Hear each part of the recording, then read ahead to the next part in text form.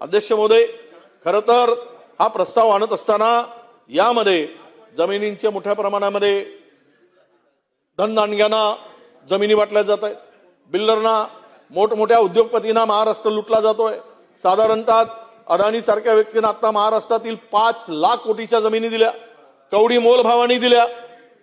ज्यांनी अदानींनी बोट ठेवला ती जमीन अदानीची, त्यांनी सांगितली ती जमीन त्यांची, सिलिंगची जमीन 11,000 कोटीचा 11,500 कोटीचा पहिला बिडर होता, त्याला डावलून 8,500 कोटीमध्ये त्या अदानीला जमीन दिली। एवढं काय अदानीच्याकडे नतमस्तक चाललंय सरकार? का नतमस्तक होता अदानीच्या पायावर? एवढी जमिनी का देतोय?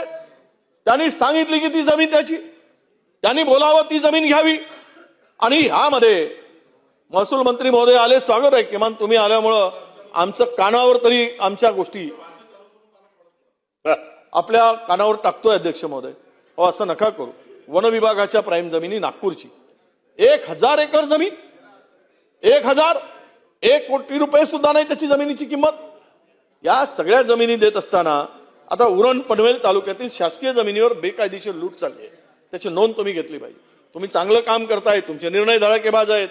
JNPTच्या नावाखाली उरण, पनवेल आणि पेन तालुक्याचा बळी दिला जातो। अध्यक्ष महोदय, गेल्या 37 वर्षात या बंदराचा विकास झाला नाही, पण आजूबाजूच्या परिसराचा सुरळीत विकास न करता केवळ भूमाफिया आणि भ्रष्ट अधिकाऱ्यांसाठी चरण्याचं कुरण हे झाले आहेत। अध्यक्ष महोदय, सिडको, वन विभाग, CRZ, किनारपट्टी शासकीय जमिनीवर पुढाऱ्यांच्या संगनमताने बेकायदेशीरपणे container yard, CFS, RMC plan उभारण्यात आले आणि दर महिन्याला 50 ते 100 कोटी रुपयाची ही काळी कमाई यातून केली जाते। 100 कोटी रुपये या सगळ्या जमिनी भडकावल्यात आणि उद्योग RMC प्लॅन झाले, CFS झाले, कंटेनर यार्ड झालेत, भाड्यानं देऊन टाकलेत।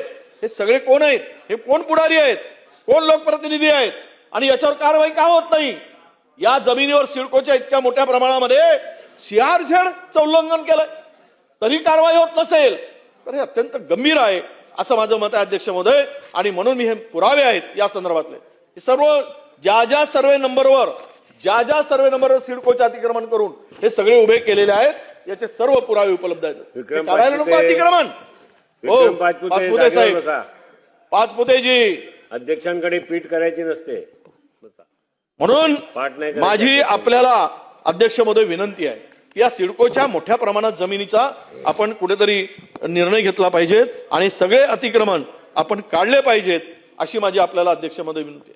अध्यक्ष महोदय, मी काल परवा प्रश्न मांडला, पण कोणी उत्तर द्यायला इथे नोंद सुद्धा करायला तयार नव्हतं। इथे मी एका प्रश्नावर बोलत असताना अध्यक्ष महोदय, हे CDPR 2034च्या नेमचा मी उल्लेख केला। 33.12B अंतर्गत प्रोटेक्टेड स्ट्रक्चरला विनामूल्य आपण फंक्सिबल FSI देतो। याचाच वापर करून इथे एक मोठ्या बिल्डरनी वरळीमध्ये किमान एक फ्लॅट 150, 200, 250 कोटी, 300 कोटींनी विकतोय आणि त्यांनी अतिरिक्त FSI याचा वापर करून, अधिकारी याच्यावर जबाबदार आहे, BMCचे अधिकारी आहेत त्याच्यात, यांनी संगनमत करून किमान 2,000 कोटी रुपये त्या बिल्डरला फायदा होईल अशा प्रकारचं काम केलंय। याचा पुरावा आहे। तरी जर कारवाई होत नसेल तर मग तुम्ही भ्रष्टाचाराला कटपाणी घालताय, भ्रष्टाचाराला पाठीशी घालताय, असाच त्याचा अर्थ होतो असं मला वाटतं। अध्यक्ष महोदय, लक्षवेधी दिली, या प्रश्नावर चर्चा व्हावी असं आम्हाला वाटत होतं, म्हणून हा विषय आम्ही मांडला। अध्यक्ष महोदय,